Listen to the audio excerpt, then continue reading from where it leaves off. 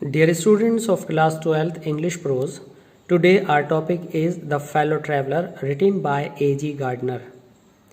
In this English medium lecture first we will study this chapter, and before we go through this chapter and start paragraph number 1, I would like to give you the synopsis of this chapter and will tell you something about the writing style of this writer. This chapter, The Fellow Traveler, is written in essay form, and this essay is written on the writer's own actual journey, and this essay is written in a very philosophical and humorous tone. This essay goes like this. A fellow traveler, A.G. Gardner narrates his encounter with a mosquito on a railway journey. One day, he was travelling by the last train from London to Midland Town. Initially, it was full, but after a few stations, the author remained alone in his carriage. Suddenly, he became aware of the fellow traveller. It was a mosquito, which came and sat on his nose. He drove it off. It flew, took around the compartment and sat again on his neck. The writer again flicked him off. After taking a round, he came back and sat on his hand. Now the writer was very surprised and agitated with this mosquito. He tried to kill this mosquito, but after some time he had an spiritual realization, and he found a distant relationship between him and the mosquito, and he found the mosquito a fellow mortal.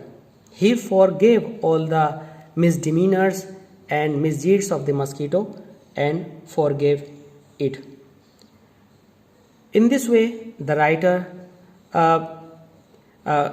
becomes a friend of the mosquito and have polite and soft feelings for the mosquito.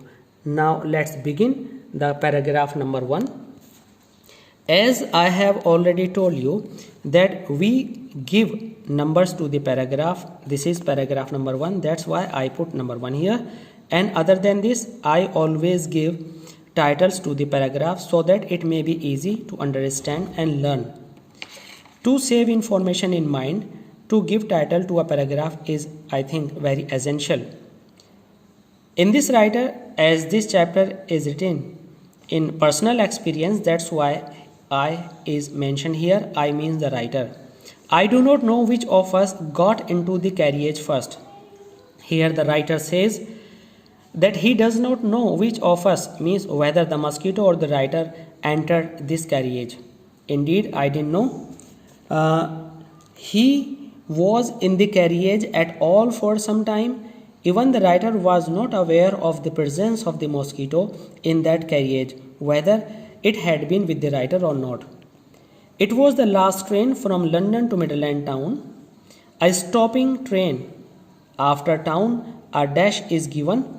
This dash means we are going to give a description of the train. What type of train is this? This train was a stopping train. A stopping train means a train that stops on each and every urban or suburban or rural stations. An infinitely leisurely train, infinitely means it gives you an understanding that the world is too large, it will never stop. Leisurely means the train was in full rest.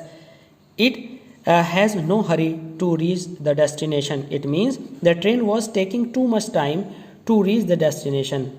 It was one of those trains. It means it was such a train which give you an understanding of eternity.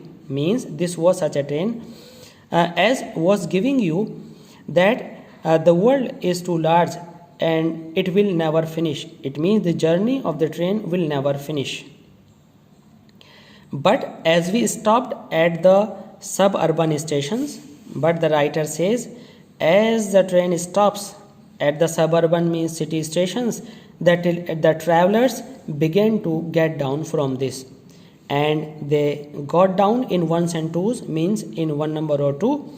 And by the time we had left the outer ring of London, means when the train left the outer ring of London, I means the writer was alone or rather I thought I was alone. The writer was alone, or it was the idea of the writer that he was alone in the compartment. There was nobody. It means all the passengers had already got down from the train.